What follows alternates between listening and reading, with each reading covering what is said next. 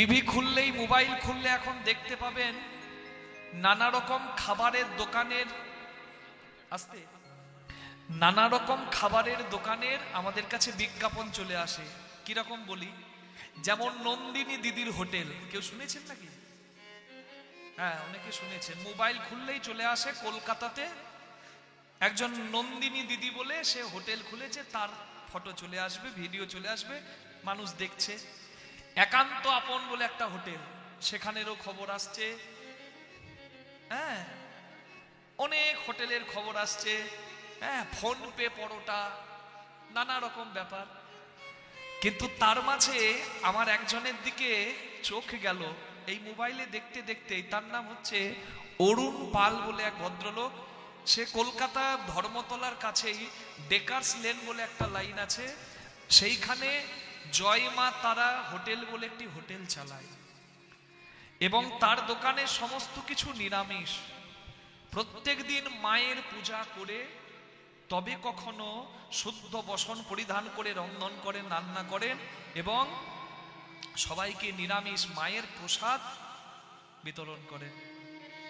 খুব অল্প মূল্যেই নিরামিষের সমস্ত রকম সম্ভার তার কাছে আছে, সবাই যায়, প্রচুর ভিড় হয়। তার নামটা খুব সুখ্যাতি হয়েছে অর্জন।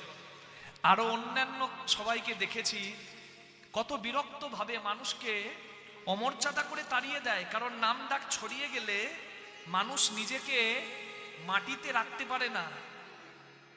কিন্তু আমি অবাক হয়ে গেলাম ওই অরুণ পাল ভদ্রলোককে দেখে। এখনো সাবলীল ভাবে, সুন্দর ভাবে, এত সুখ্যাতি পাওয়ার পরে, এত প্রচার হয়ে গেছে তার, তবুও তার সবার সঙ্গে ভালো ব্যবহার। এবং প্রথমেই কথা বলতে গেলে জয় মা তারা, মাকে যে সামনে এগিয়ে দেয় আর নিজে ভৃত্য দাস হয়ে যায়, তার জীবনে কোনো চিন্তা আছে নাকি বাবা? মনে পড়ে গেল একটা সিংহ একটা গরুকে ধরতে যাচ্ছে, গরুটা সিংহের ভয়ে পালাচ্ছে, কিন্তু পালাবে কত দূর? কাদার দলদলে গরুটা পড়ে গেল। ভাবছে হায় রে কপাল, আজ পর্যন্তই বোধহয় সংসারে আমার আয়ু। কেন কাদাতে যদি বাঁচার চেষ্টা করি কাদার ভেতর ঢুকে মরবো। যদিও কাদা থেকে বেঁচে যাই, পেছনে আছে সিংহ, সিংহের থেকে বাঁচা বড় দায়। যার কেউ নাই গোবিন্দ তার সহায়, রাখে হরি মারে কে, মারে হরি রাখে কে। গরুটা ভগবানকে স্মরণ করে পড়ে রইল, যেমন ছিল ওইভাবেই আটকে গেছে। তার আত্ম অহংকারও নাই, শক্তি দেখাবার দরকারও নাই। কিন্তু সিংহটা ছুটতে ছুটতে এসে দেখছে বা গরুটা তো আটকে গেছে, ওকে ধরবো আর গলাটা ধরে টেনে এনে দুদিনের খাবার চিন্তা মিটিয়ে নেব। সিংহটা এক ঝাঁপ দিল, গরুটার থেকে 3 হাত দূরে সিংহটা পড়ে গেল। কিন্তু সিংহ তো অভিমানী, অহংকারী। সিংহ ভাবে আমি বনের রাজা, আমি কি এই কাদাল দলদলে পড়ে থাকবো নাকি? শক্তি প্রয়োগ করে বের হতে গেল, সিংহটা দেখতে দেখতে কাদায় তলিয়ে গেল। প্রাণ মাত্র বাকি আছে সিংহটার। গরুটা বলছে, সিংহ দাদা অধৈর্য হয়ে না, ধৈর্যতেই মাধুর্য, অধৈর্যতে মাধুর্য নয়। তোমার কি কোনো মালিক আছে? তোমার কি কোনো গুরু আছে? সিংহ বলছে, এই গরু, আমি নিজেই জঙ্গলের রাজা, আমার আবার মালিক কে থাকবে? বলে, তুমি রাজা, এই রাজা সেজেছ বলে আজকে তুমি পাবে সব সাজা। আমার মালিক আছে, আমি মালিকের দাস, তাই দেখি আমার কি কপালে আছে। ঠিক সন্ধ্যেবেলা হলো, যার গরু ঘরে আসে নাই সে গরু খুঁজতে গিয়ে সেই গোয়ালা দড়ি দিয়ে লাঠি দিয়ে গরুটাকে তুলে নিল। নিজে মালিকের দাস ছিল, গরুটা উদ্ধার পেয়ে গেল। আর সিংহটা নিজে মালিক সাজতে গেল, কাদার দলদলে ডুবে মরল। প্রভুর চরণের দাস বলে নিজেকে মানলে, কে আমি কেন আমাতে যারে তাপত্রয়, ইহা নাহি জানি জীবের কইছে হিত হয়। সনাতন গোস্বামী উত্তর চাই গৌরাঙ্গের কাছে। গৌরাঙ্গ মহাপ্রভু বলে দেয়, আমি কে? এর উত্তরই হচ্ছে জীব নিত্য তুমি আমি কৃষ্ণ দাস। যে জন মালিক সাজবে সংসারে জ্বালাই তার বেড়ে যাবে। নিতাই গৌর প্রেমানন্দে হরি হরি হরি। ভগবানের কাছে প্রার্থনা করি, সদিচ্ছা তার আছে, তার উন্নতি হোক। ভালো ব্যবহার হচ্ছে মানুষের পরিচয়। তার চরণে আত্মনিবেদন। কেউ কালী বলে, কেউ শিব বলে, কেউ দুর্গা বলে, কেউ কৃষ্ণ বলে। আরে বাবা, সর্বদেবদেবীর দুয়ারে যাও, না হও তৎপর। চৈতন্য চরিতামৃতে বলা আছে, সর্বত্র মাগিয়া লও কৃষ্ণ প্রেম ভক্তিবর। আত্মনিবেদন প্রকৃত হলে নিশ্চয়ই ফল পাওয়া যায়। কুরুক্ষেত্রের যুদ্ধ শেষ। অর্জুন ভাবছে তার মতো ধনুর্ধর আর কেউ নাই, তার ইচ্ছাতেই, তার পরাক্রমতাই পাণ্ডবদের জয় হয়েছে। অর্জুনের অহংকার, ভীমের অহংকার, তার মতো শক্তিশালী আর কেউ নাই, তার বাহুবল এবং তার গদার বলের কাছে কেউ দাঁড়াতে পারে নাই। দুর্যোধন, দুঃশাসন সব ধূলিসাৎ হয়ে গেছে। ভীম ভাবে তার থেকে বড় বীর আর কুরুক্ষেত্রে কেউ নাই। এই যুধিষ্ঠির, ভীম, অর্জুন, নকুল, সহদেব, পঞ্চ পাণ্ডব যখন দাঁড়িয়ে আছে, ভীম অর্জুনে যখন কথোপকথন হচ্ছে, দ্বন্দ্ব হচ্ছে, ভীম ভাবছে আমি শ্রেষ্ঠ, অর্জুন ভাবছে আমি শ্রেষ্ঠ। একজন অট্টহাসি হেসে একটা সুউচ্চ স্থান থেকে অট্টহাসি হেসে ভীম আর অর্জুনকে বাস্তবটা জানিয়ে দিলেন। তিনি আর অন্য কেউ নন, তিনি হচ্ছেন বারবারিক। এই বারবারিক হলো পবনপুত্র ভীমের নাতি, ভীমের ছেলে ঘটোৎকচ। ভীম এবং হিড়িম্বার পুত্র ঘটোৎকচ। সেই ঘটোৎকচ এবং অহল্যাবতীর পুত্র হলো বারবারিক। ছোটবেলা থেকে বারবারিক, দাদা ভাই কথার সময় একটু রিভাবটা কমানো যাবে? ছোটবেলা থেকে বারবারিক ঠাকুমা হিড়িম্বার কাছে আধ্যাত্মিক জ্ঞান এবং পরমার্থিক জ্ঞানের শিক্ষা পেয়েছে। বলে না মা, সঙ্গ যদি ভালো হয়, সৎ সঙ্গে স্বর্গবাস, আর অসৎ সঙ্গে পদে পদে সর্বনাশ। ছোটবেলা থেকে ভালো শিক্ষা পেয়েছে।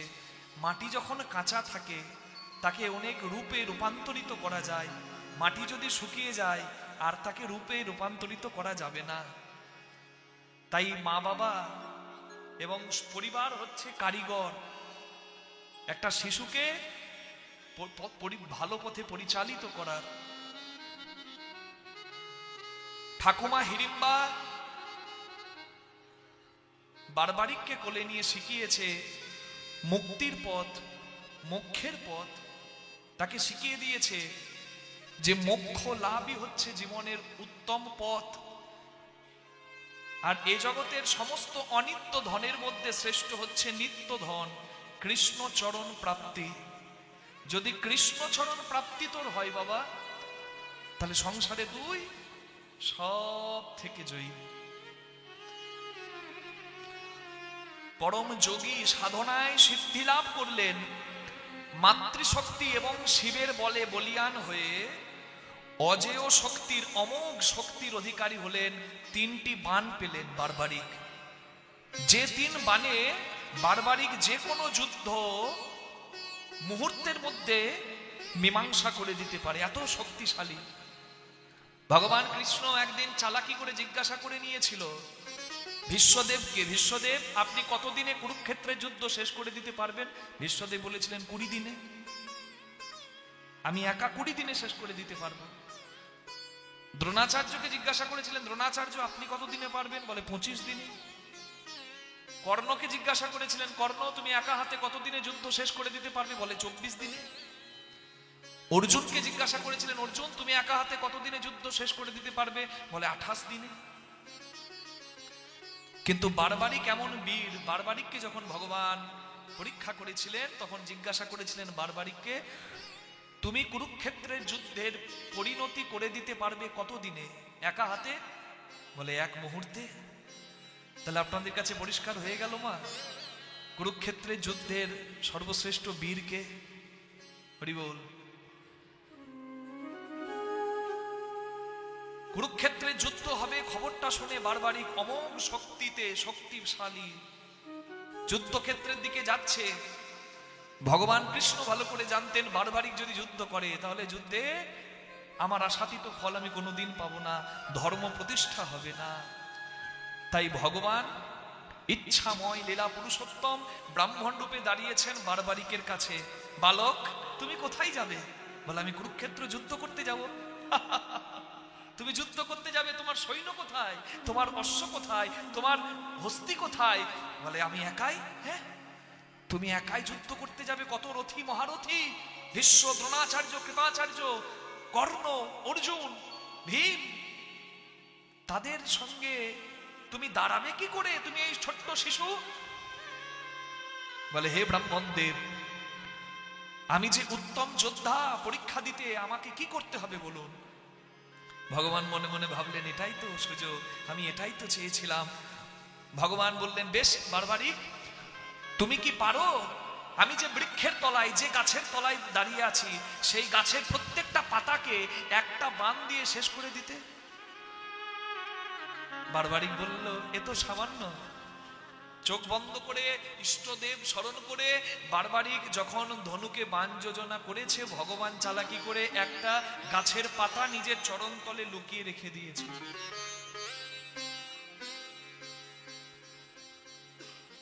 বারবারিকের 3টে বাণ, এক বাণে সবাইকে চিহ্নিতকরণ করে, আরেক বাণে শত্রুপক্ষ মিত্রপক্ষের পার্থক্য করে, আর 3 নম্বর বাণে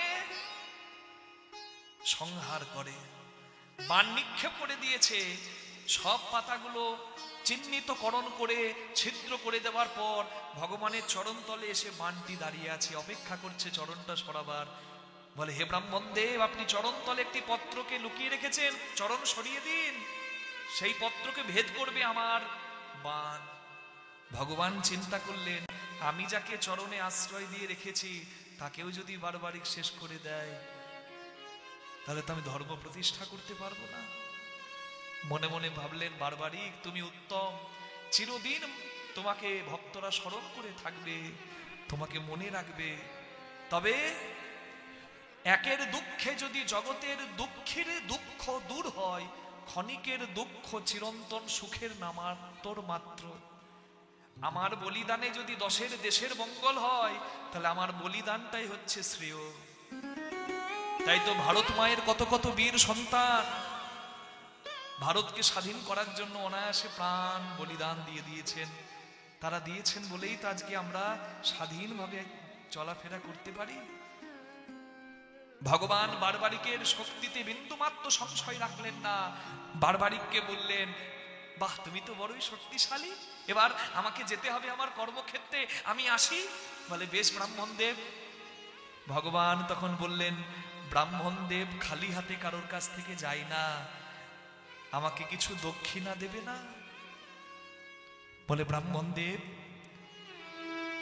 কি দক্ষিণা আমি দেব আপনাকে? ব্রাহ্মণদেব বললেন, জগতের কল্যাণে, জগতের হিতার্থে তুমি তোমার ওই মস্তক আমাকে সঁপে দাও। বারবারিক চমকে উঠলেন, এ কোনো সাধারণ ব্রাহ্মণ হতে পারে না, নিশ্চয়ই কোনো ছলনাময়। বলে, হে ব্রাহ্মণদেব, আপনি চেয়েছেন যখন, আমি আপনাকে ফিরিয়ে দেব না, আমার মস্তক আমি হাসি মুখে দিয়ে দেব আপনার কাছে। তবে কৃপা করে আমার মনের সংশয় দূর করে দিন, আপনার আসল স্বরূপটা আপনি আমায় একবার দেখান।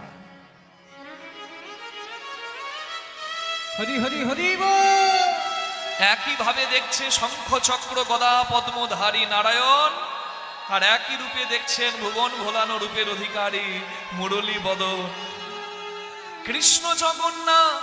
কৃষ্ণ জগন্নাথ, কৃষ্ণ জগন্নাথ, কৃষ্ণ জগন্নাথ, হে কৃষ্ণ জগন্নাথ, হে কৃষ্ণ জগন্নাথ, হে কৃষ্ণ জগন্নাথ, হে কৃষ্ণ জগন্নাথ, কৃষ্ণ জগন্নাথ, হে কৃষ্ণ জগন্নাথ, কৃষ্ণ জগন্নাথ, হে কৃষ্ণ জগন্নাথ। ঈশ্বর পরম কৃষ্ণ সচ্চিদানন্দ বিগ্রহ অনাদিরাদি গোবিন্দ সর্বকারণ কৃষ্ণ জগন্নাথ, কৃষ্ণ জগন্নাথ, কৃষ্ণ জগন্নাথ, হে কৃষ্ণ জগন্নাথ। একই রূপে দেখছে শঙ্খচক্র গদা পদ্মধারী নারায়ণ, আবার সেই রূপেই দেখছেন কোদণ্ডকধারী বনবিহারী শ্রীরাম, আবার একই রূপের মধ্যে দেখছেন মুরলীধারী ভগবান শ্রীকৃষ্ণ। তার ঠাকুমার কাছে শিক্ষা পেয়েছিল যে জগতে কৃষ্ণ প্রাপ্তি হচ্ছে আসল মোক্ষ। বারবারিক এত শক্তিশালী, চাইলেই কুরুক্ষেত্রের যুদ্ধের অধীশ্বর হতে পারত, কিন্তু সে আসল সত্যটা জেনেছিল। তাই ভগবানকে সামনে দাঁড়িয়ে থাকতে দেখে সমস্ত কিছু আশা নিমেষের মধ্যে বলিদান করে দিলেন ভগবানের চরণে, আর বললেন, হে দয়াময়, আমি জীবনের উত্তম পথ পেয়ে গিয়েছি, কারণ আমি জানি আমি কুরুক্ষেত্রে দুর্বল পক্ষের হয়ে যুদ্ধ করব। 11 অক্ষহীনী সেনা কৌরবদের, 7 অক্ষহীনী সেনা পাণ্ডবদের হয়ে যুদ্ধ করতে করতে যখন কৌরবরা হেরে যাবে, তখন আবার কৌরবদেরকে বাঁচাতে কৌরবদের দলে যাব। কৌরবদের হয়ে যুদ্ধ করতে, পাণ্ডব সংহার করতে করতে যখন পাণ্ডবরা কমে যাবে, আবার পাণ্ডবদের হাতে আসবো। এইভাবে কৌরব কখনো পাণ্ডবদের হয়ে যুদ্ধ করতে করতে আমি ছাড়া আর কুরুক্ষেত্রের যুদ্ধে কেউ বাকি থাকবে না, সবাই শেষ হয়ে যাবে। না থাকবে ধর্ম, না থাকবে ধর্মের মান। হে যুগাবতার, ধর্মের মান রাখতে আমার মস্তক যদি আমায় বলিদান করতে হয় তোমার চরণে, এর থেকে বড় প্রাপ্তি আমার কাছে আর কিছু নাই। আমি তোমার চরণে জায়গা পাবো, এটাই ছিল আমার সর্বোত্তম ইচ্ছা। এই নাও আমি আমার মস্তক তোমার চরণে সঁপে দিলাম। প্রভু গো, আমি তোমায় দর্শন করব আর আমাকে তোমার চরণে বলিদান করব। প্রভু, এই তো আমি চেয়েছিলাম, এই তো আমি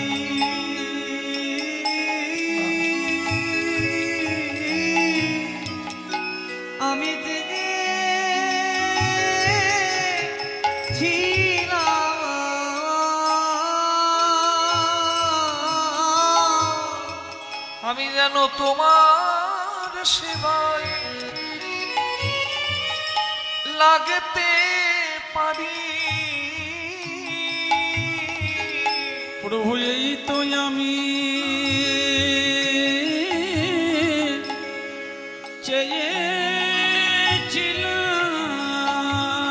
চেয়েছিলাম। তবে প্রভু, আমার শেষ ইচ্ছা, আমার মস্তক ছেদন হয়ে গেলে আমার এই কাটা মুন্ড যেন তোমার 18 দিনের কুরুক্ষেত্রের যুদ্ধে তোমার এই অভূতপূর্ণ লীলা দর্শন করতে পারে। আমি যেন তোমার লীলা দেখতে পারি, যেন তোমার লীলা আমি দেখিতে পারি। এই কৃপা করো মুরলীধারী, তোমার লীলা দেখতে পারি। এই কৃপা করো মুরলীধারী, তোমার লীলা আমি দেখিতে পারি। কুরুক্ষেত্র যুদ্ধ দর্শন করব, তোমার লীলা দেখব, এই আমার শেষ ইচ্ছা। ভগবান কাটা মুন্ড বারবারিকে রেখে দিলেন সুউচ্চ স্থানে।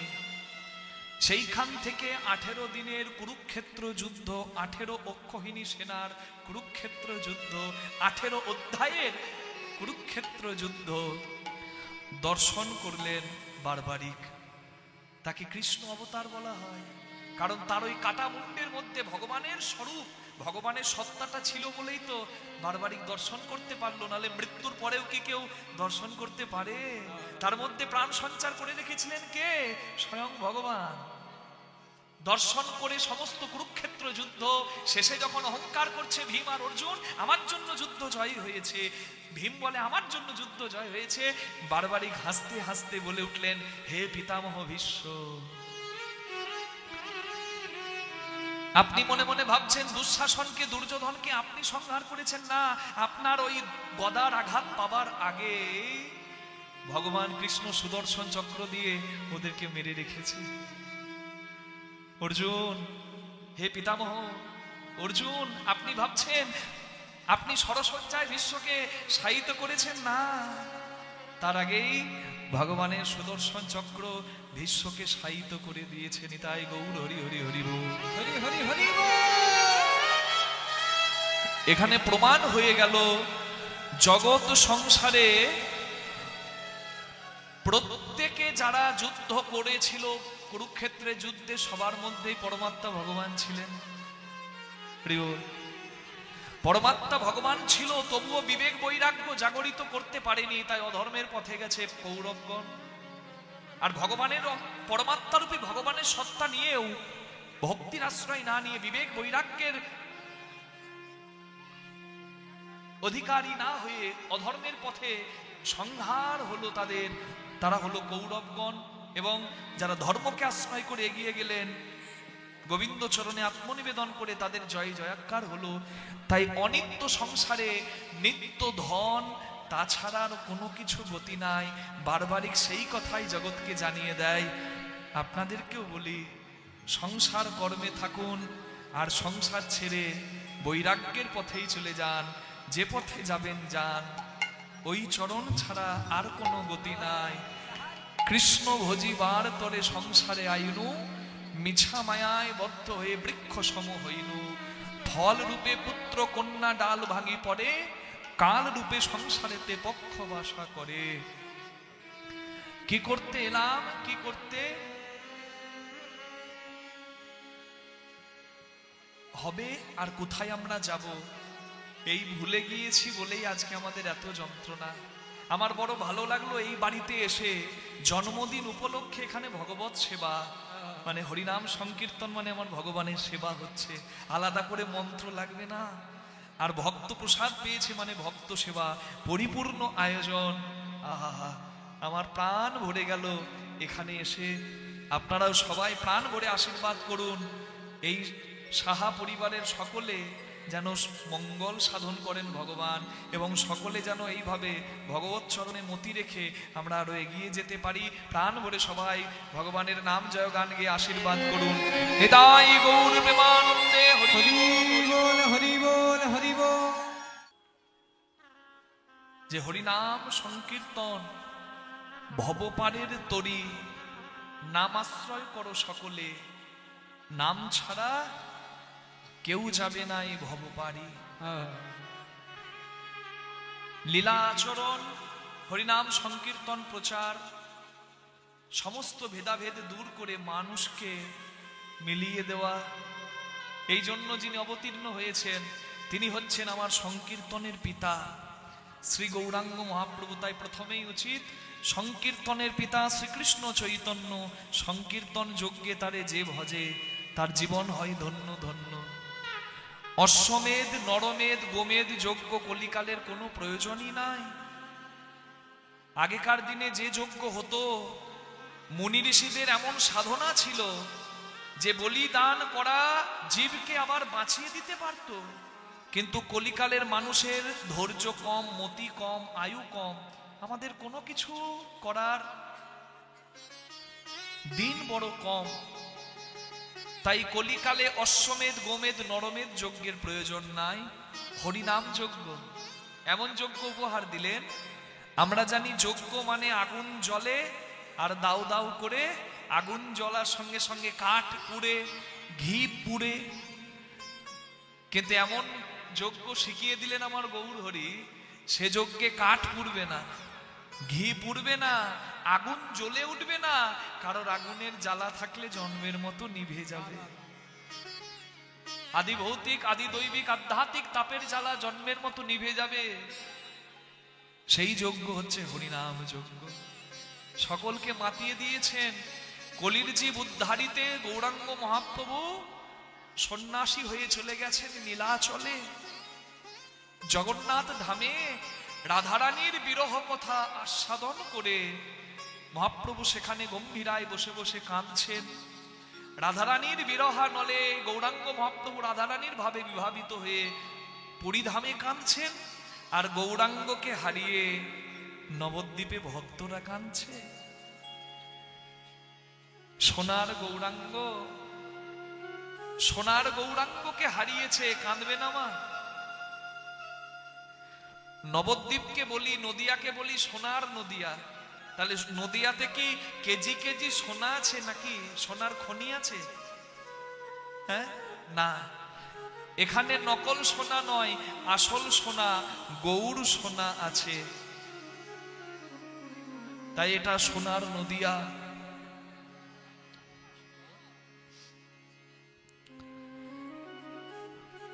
গৌরাঙ্গ মহাপ্রভু হারিয়ে কেঁদেছে তো সবাই, কিন্তু গৌরাঙ্গ মহাপ্রভু হারিয়ে একজনের কথা খুব একটা বলা হয় না, সে কে জানেন? দেবী মা বিষ্ণুপ্রিয়া। বিষ্ণুপ্রিয়ার বিরহের কথা শুনলে যারা সত্যিকারের সংসার ধর্ম পালন করছেন, সংসারকে ভালোবাসেন, নিজের স্বামীকে ভালোবাসেন, তারা অনুভব করতে পারবেন যে ভালোবাসা কি, ত্যাগ কি। গৌরাঙ্গ মহাপ্রভু যেদিন থেকে সন্ন্যাসী হয়ে চলে যান, সেদিন থেকে দেবী মা বিষ্ণুপ্রিয়া বাল্যবধূ, বাল্যবধূ দেবী মা বিষ্ণুপ্রিয়া দরজায় একটা পর্দা দিয়ে দেন যে আমার প্রাণনাথ যখন আমার হৃদয় মন্দিরে নাই, আমি এই বদন আর কোনো পরপুরুষকে দেখাবো না। কি একবার অনুভব করুন, আপনি স্বামীকে খুব ভালোবাসেন, কিন্তু আপনার কপাল মন্দ, স্বামী চলে গেল। আপনার ইচ্ছা না থাকলেও সমাজ কি করবে, পরিবার কি বলবে? এই ছোট্ট মেয়ে, বিয়ে কর, আবার বিয়ে কর। এক বছর যেতে না যেতে আরেকজনকে আপনার স্বইচ্ছাই হোক অনিচ্ছাই হোক বরণ করে নিতে হবে। এই তো যুগ। স্বামী মরে যাবার এক বছর হোক কিংবা স্ত্রী মরে যাবার এক বছরের মধ্যে আরেকজনকে বরণ করে নিচ্ছে স্ত্রী রূপে, স্বামী রূপে। এইখানে দাঁড়িয়ে যদি আপনারা সেই কথা শোনেন, তাহলে অনুভব করতে পারবেন যে ভালোবাসা কতটা গাঢ়, কতটা নিবিড়। কোকা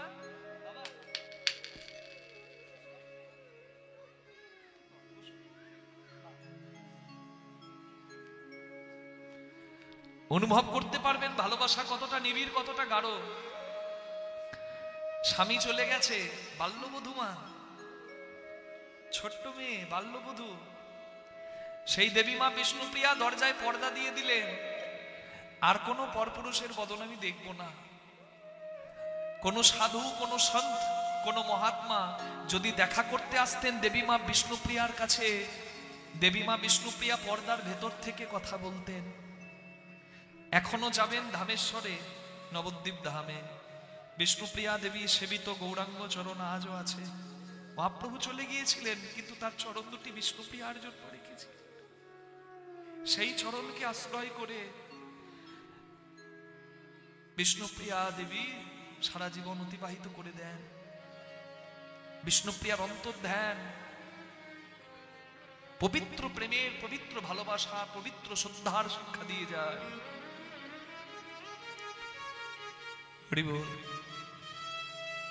সন্ন্যাসী হবার পরেও শান্তিপুরে মায়ের সঙ্গে মিলন করেছিলেন গৌরাঙ্গ মহাপ্রভু। মা রন্ধন করে খাইয়েছিলেন নিমাইকে। নিমাই আমার যা যা ভালোবাসে আমি রন্ধন করে দেব, নিমাই খাবে, নিমাই অনুভব করবে মায়ের স্পর্শ, মায়ের ছোঁয়া, মায়ের প্রেম, মায়ের ভালোবাসা। দেবী মা বিষ্ণুপ্রিয়া শুনেছিলেন যে প্রভু আসছেন, শান্তিপুরে মিলন হবে। সচিমা আনন্দিত মনে যাচ্ছেন শান্তিপুরে। সচিমা বলছে আমার নিমাই আসবে, আমি আমার নিমাইকে রন্ধন করে খাওয়াবো, কতদিন আমার নিমাই দেখি নাই। আনন্দিত মনে সচিমা বের হতে যাবেন, আর এদিকে বৌমাকে দেখে বলছে, মা তুই এখনো তৈরি হসনি, তুই যাবি না? দেবী মা বিষ্ণুপ্রিয়া বলে, মা আমি যদি আমার প্রাণনাথকে দেখতে পাই, আমার থেকে খুশি কি আর কেউ হবে? কিন্তু মা গো, সে যে শপথ করেছে, সে যে প্রতিজ্ঞা করেছে, সে যে সন্ন্যাসী হয়েছে, তাকে দর্শন করলে আমার থেকে খুশি, আমার থেকে সুখী কেউ হবে না। কিন্তু আমি তাকে দেখতে গেলাম, আর আমাকে দেখে যদি তার শপথ ভঙ্গ হয়ে যায়, আমি গৃহের মধ্যে বসে তার চরণ দুটি হৃদয় মাঝে ধরে তার চিরজীবন মঙ্গল সাধনা করব। হয়তো চোখের দেখা আর এ জন্মে হবে না। এই হলো ভালোবাসা, কত পবিত্র। অহল্যা, কুন্তি, দ্রৌপদী, মন্দোদরী তারা শ্রীহরি ভজন করে সতী হলো যারা, শ্রীকৃষ্ণ ভজন করে বৃন্দাবনে অভাগিনী রাধারানী, নাম যার কৃষ্ণ কলঙ্কিনী।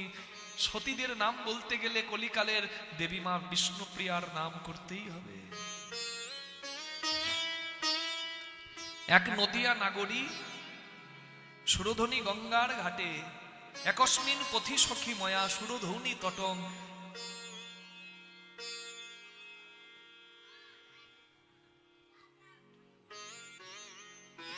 গৌরাঙ্গ রূপ লাবণ্য একটা গাছের পাখিকে বিমোহিত করে দিয়েছে। দেখেছে নদিয়া নাগরী, গঙ্গার ঘাটের ধেনুগুলো ঘাস খাওয়া ভুলে গিয়ে তারা হাম্বা হাম্বা রব করেছে। গাছের পাখি মাটিতে গড়াগড়ি খেয়েছে তার রূপে, তার কণ্ঠস্বর শুনে। সে হচ্ছেন সচল জগন্নাথ। আপনারা পুরীতে দেখেন অচল জগন্নাথ, আর পুরীর মাটিতে দুহাত তুলে জগন্নাথের বাণী প্রচার করেছেন, তিনি হলেন সচল জগন্নাথ, আমার গৌরাঙ্গ মহাপ্রভু।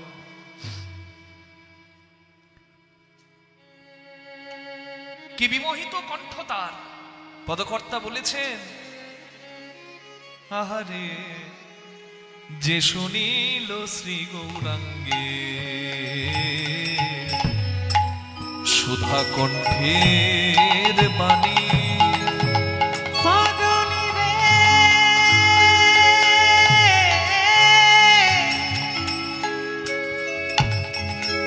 ওরে যে শুনিল শ্রী গৌরাঙ্গে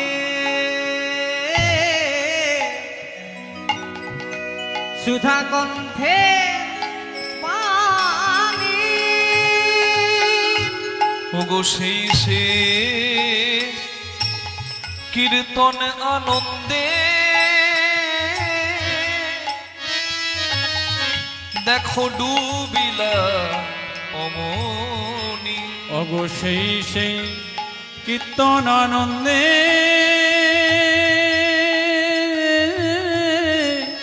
ডুবিল অমনি। গৌরাঙ্গ শারদ শশী চেহারে নয়নে,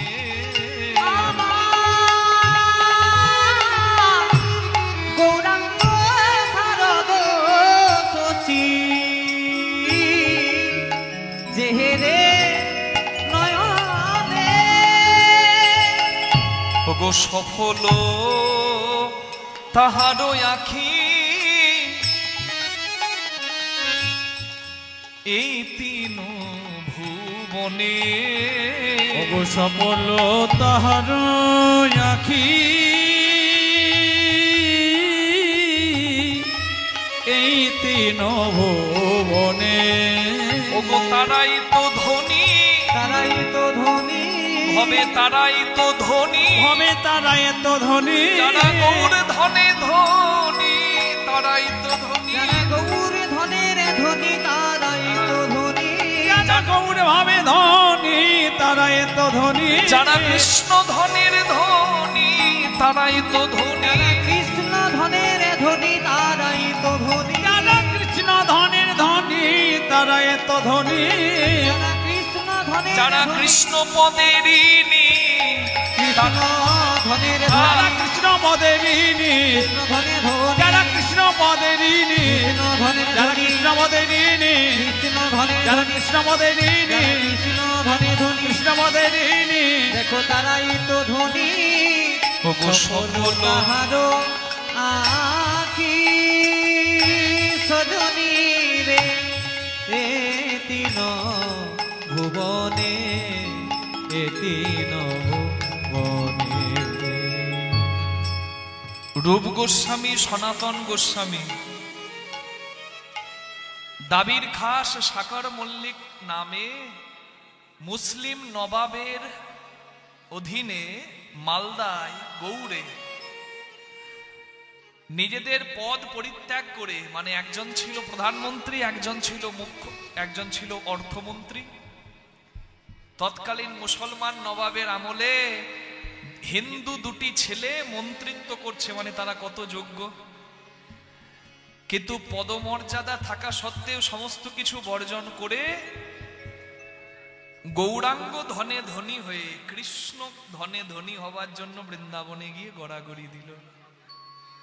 এত সম্পত্তি ছিল, এত সম্পত্তি ছিল যে 14 পুরুষ বসে বসে খেলেও রূপ সনাতন গোস্বামীর সম্পত্তি ফুরাতো না। কিন্তু তারা কৃষ্ণ ধনে গৌর ধনে ধনী হবার জন্য পদ পরিত্যাগ করে বৃন্দাবনে গিয়ে বালিতে গড়াগড়ি দিল। এবং গৌর সোনা কৃষ্ণ সোনাকে হৃদয়ে ধরেছে বলেই আজকে দেখুন, আজকেও এখানেও তারা অমর হয়ে আছে। এখানে তাদের নামে বলা হচ্ছে জয়রূপ সনাতন ভট্ট রঘুনাথ, শ্রীজীব গোপাল ভট্ট দাস রঘুনাথ। বিষ্ণুপ্রিয়া দেবী কাঁদছেন নিজ মন্দিরে। একজন এসে বলছে, প্রিয়া তোর চোখে জল কেন?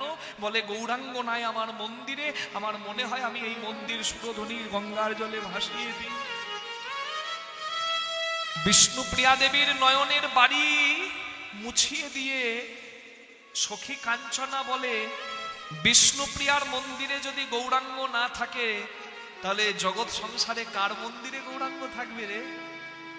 ওরে, বীজের মধ্যে বৃক্ষ থাকে চোখে না যায় দেখা, নামের মধ্যে নামই থাকে যুগল মূর্তি আঁকা। ওরে ওরে প্রিয়া, গৌর নামের মধ্যেই গৌর আছে, যেমন কৃষ্ণ নামে কৃষ্ণ আছে। একবার বল না, দেখ কত প্রেমানন্দে তোর হৃদয়ে আর কোনো কিছু ফাঁকি থাকবে না, বাকি থাকবে না, পরিপূর্ণ হবে হৃদয়, প্রেমে পুলকিত হবে তোর হৃদয়। একবার আমার সঙ্গে বল, গৌর গৌর গৌর গৌর গৌর গৌর হে,